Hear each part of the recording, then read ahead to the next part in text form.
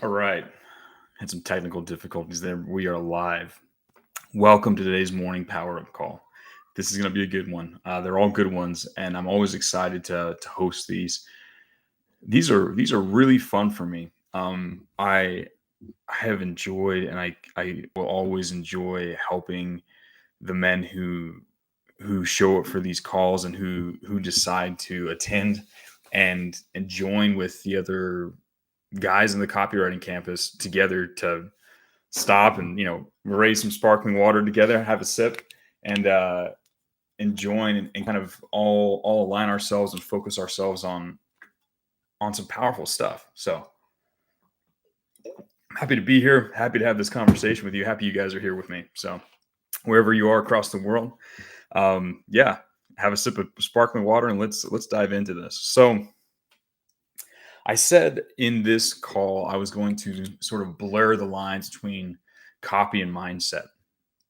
And what I meant by that is the principles that I'm going to share with you are going to not only improve your own mindset, but these will directly improve your ability to write copy, like pretty directly.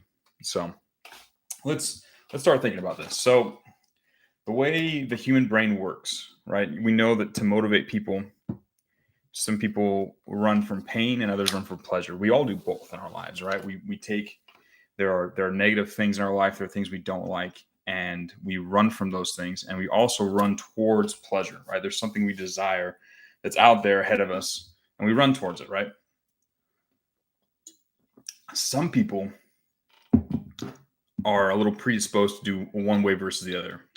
Some people run from pain, some people run from pleasure, and for some people, each of those is like the one. So one of those will be their primary the way that they operate in life. Some people exclusively run away from pain. They don't do anything based on what they want. They only run away from things they don't like. And then there are those who kind of ignore the pain in their lives and only really focus on moving forward towards something good.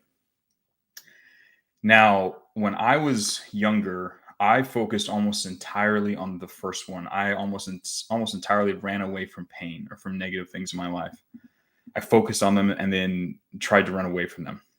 As I've grown up, as I've matured, as I've gone through more life experiences, as I have spent time with more powerful people, it has become apparent to me that the truly successful people in this world, the people who truly achieve what they want, they focus on the positive. Not to ignore the negative, but they focus on the positive. But I want you to guys all pause on right now on the call. Take a few seconds and really consider which type of person are you? Are you the type of person who who runs from pain, or are you the kind of person who runs from pleasure and or runs towards desire, runs towards pleasure? And be honest with yourself. Honestly, think about it. There's not really a right or wrong answer. It's just kind of where you are in your life right now. So just take some time, take a sip of sparkling water, and just ask yourself: am I running from pain or am I running towards pleasure? Now, a lot of people, it's both. But what is the primary motivator in your life? Do you run from pain or do you run towards pleasure? Now, I'm going to talk a little bit about the power of positivity. Now, I'm going to try not to get all cheesy or woo woo with this, because this is a very foundational concept, and it's very well grounded in reality.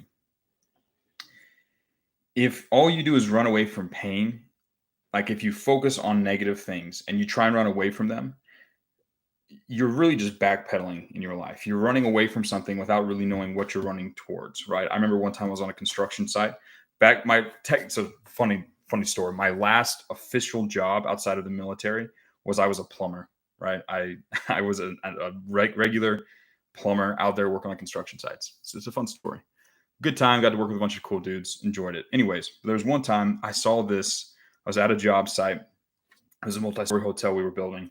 I was down on the ground. We just pulled up with our trucks, and there was a guy who who looked up, and there was someone had dropped a piece of drywall down towards the dumpster, and it had like caught the wind and it fell down, and it was coming towards this dude. And he saw it, and he started backpedaling away from it. Boom, boom, boom, boom, boom, running away from this falling piece of drywall, which is pretty heavy. It was a big chunk.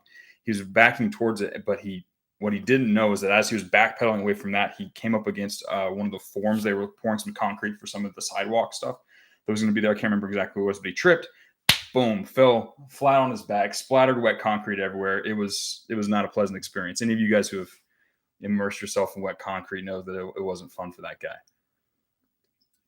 But I think of that in life, if all you do is focus on the negative, you can't control the direction of where you're actually going. You might end up somewhere you don't want to be.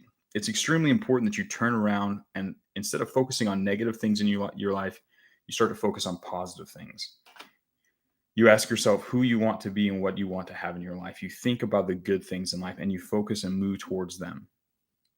When you do that, the negative things lose most of their power and you start taking steps towards good things in your life.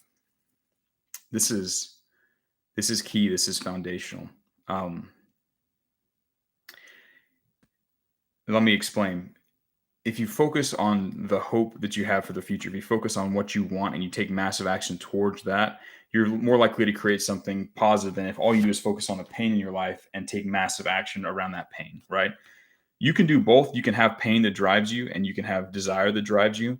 But if your focus is primarily on the positive, your massive action that you take is more likely to have an effect and have a positive effect in your life versus simply removing the pain.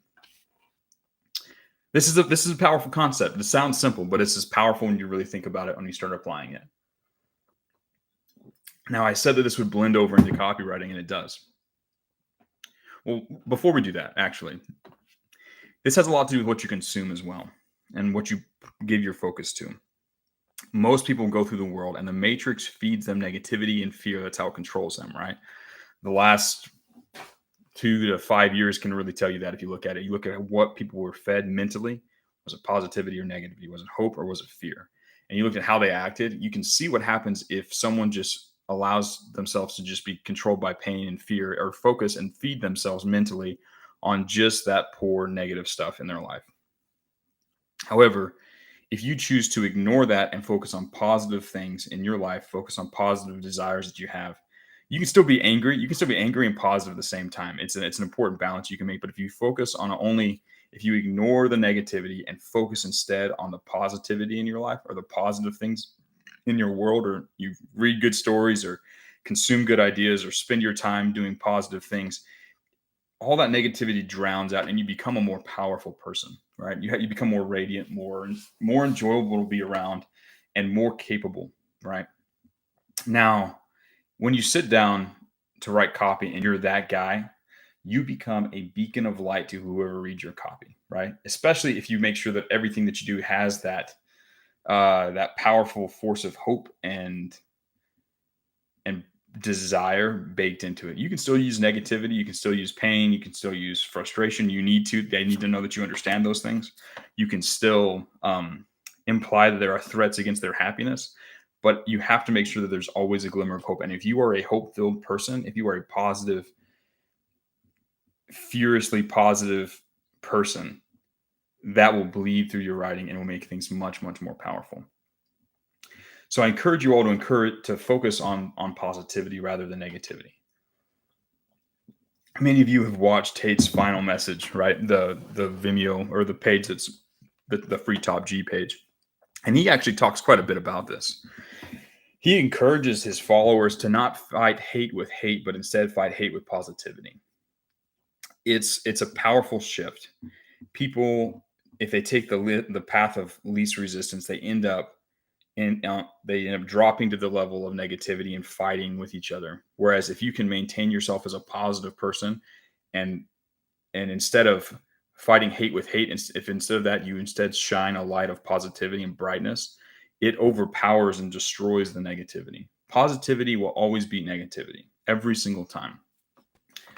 Darkness cannot defeat a light. If you're in a dark room and you light a candle, the light defeats the darkness. There's no way that the darkness can then win.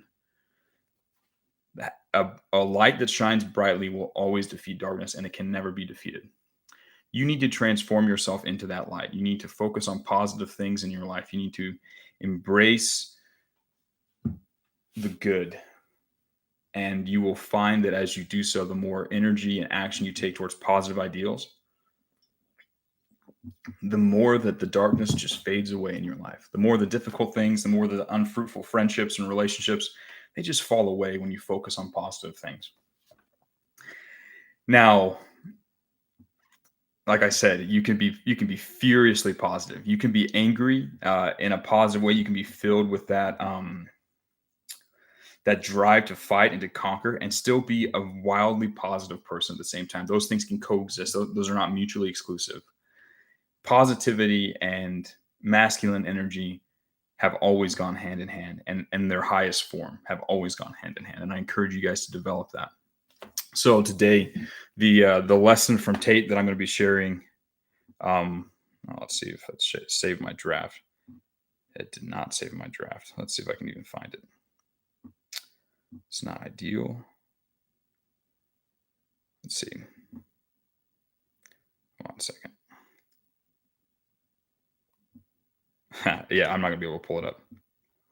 I'll share it on my IG stories. There's a link inside of this. I'll share it as soon as the call's over. I just need to dig it up. It's like on an obscure Instagram page that I found that's a repository of a lot of powerful Tate quotes from his old Insta or his old Twitter. But there's one on this, and essentially it says, and it's an extraction from a story that he told once, and he says, you focus all your energy on the negative things in your life. Can you do the same with something positive? You guys already know how to focus and obsess over things. They might be negative, but you know how to focus and obsess over things. Shift your focus. Take that same level of obsession and focus and apply it to positive things in your life. Apply it to the positive, massive, positive action you will be taking in your life to achieve what you truly want. And you will find your life go from something that's negative and difficult to something that is beautiful, challenging and beautiful. And you will encounter greater energy, and your writing will improve. So, with that being said, we're gonna end the stream. You guys can watch this replay if you like. Again, I'll post that story to my Instagram. The link should be here in the description. And we're gonna be a positive force for good in the world today. We're gonna go out. We're gonna use the positive energy that we have to be a beacon of light and hope for us, for our clients, for those that we write for the people who read our writing, our clients, customers. I want you all to focus on becoming a powerful force for good in the world, and to do so in your own life, and you'll see how things shift. It's been a good call. I will talk with you guys again tomorrow.